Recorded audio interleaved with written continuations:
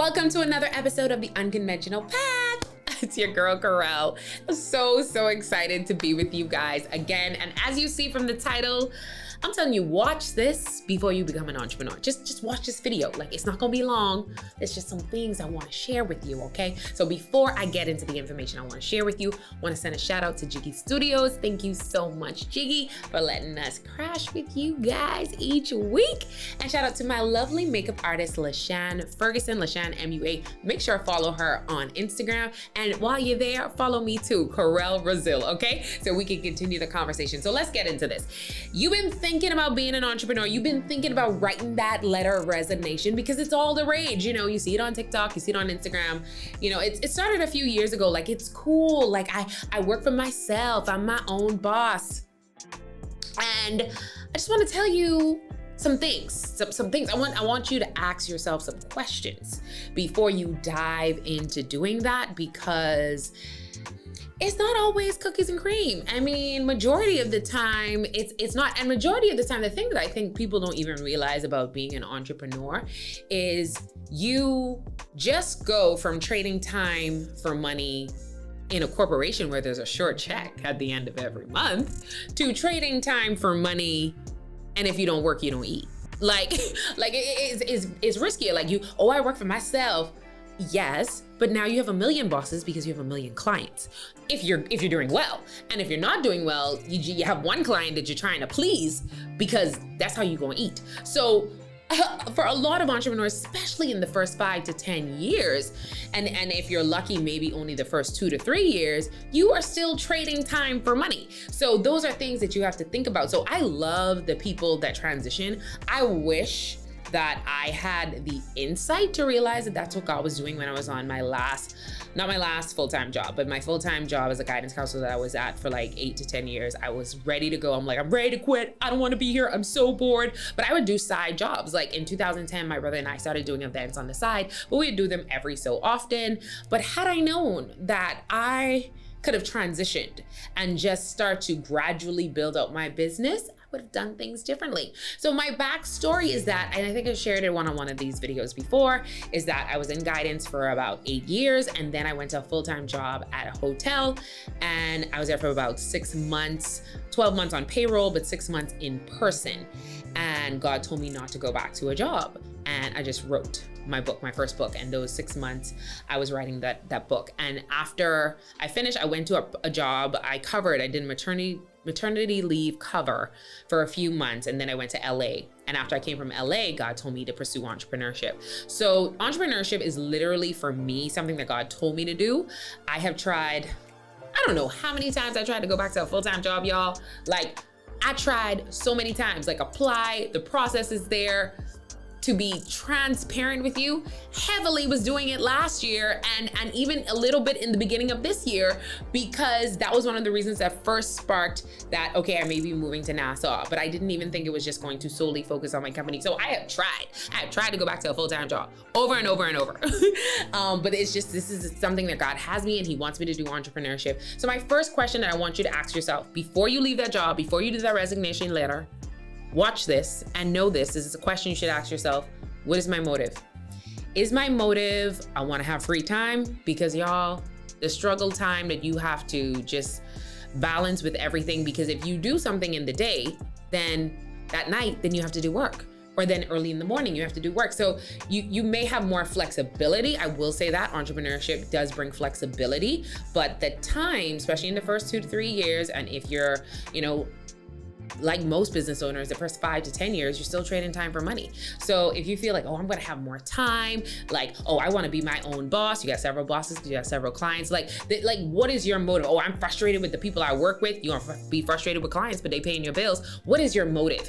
You have to evaluate your motive. Is it something that God is telling me to do?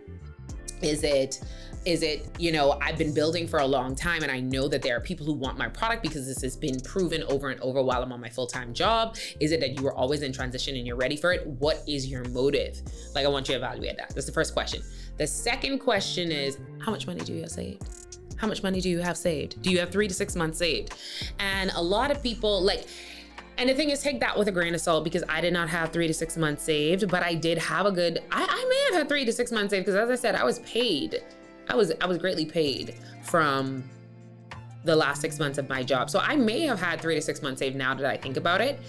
And that's probably why I felt confident and comfortable to do it when God gave me the instruction. But think about those things. I'm a saver. A lot of people aren't savers. They say the average Bahamian doesn't have $10,000 in the bank. So, you know, sometimes people live on the wild side. So if you know you're not the Bahamian who has more than $10,000 in the bank, you should evaluate that. And if you also have to think about, when I think about 3 to 6 months of what position, sometimes we look at people and we're like, oh, they're doing their thing. They're an entrepreneur. They live with family. They live with their parents, or they live with their aunt. They're not paying rent.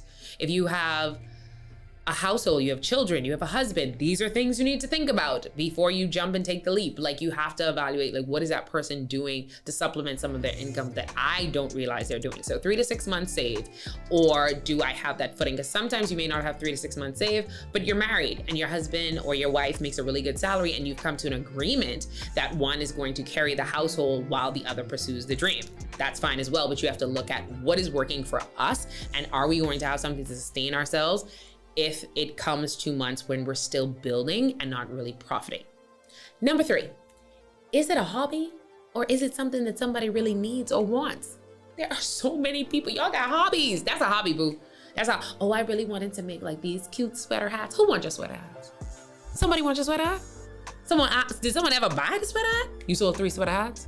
You ain't gonna live off of 3 sweater hats. It's a hobby. It's a hobby. Get a job. It's a hobby. Like, you have to really evaluate, does somebody need and want this? And like, serious ratios. Let's do some math. If you selling sweater hats, and I'm sorry if you sell sweater hats, I'm not coming after sweater hats, I just really want you to get this. So say you sell sweater hats and you sell them for $10, okay? One for $10. Let's say it costs you $3 to make those sweater hats, okay? You sell them for $10. That means you got a $7 profit. So you sold 3 last month. Can you live off $21? It's a hobby. Until you have this amount of people where you can live off of that funding, then you don't need to go and spread your wings. You don't.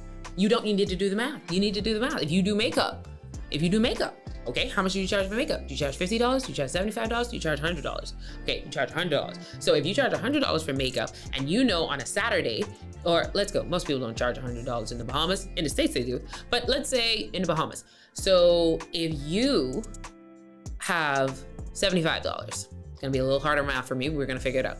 So you have $75 and you know you can get 4 clients on a Saturday, and maybe you don't have a degree, so the job you were working at gave you $400 a week.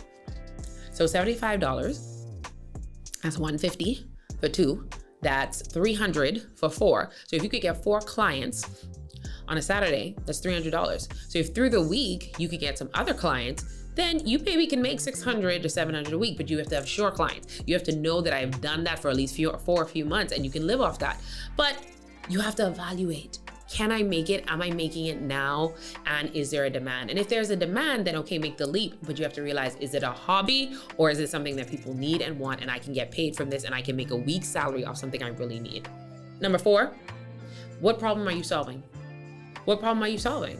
Is there something that somebody has a problem with and you're like, I have the solution?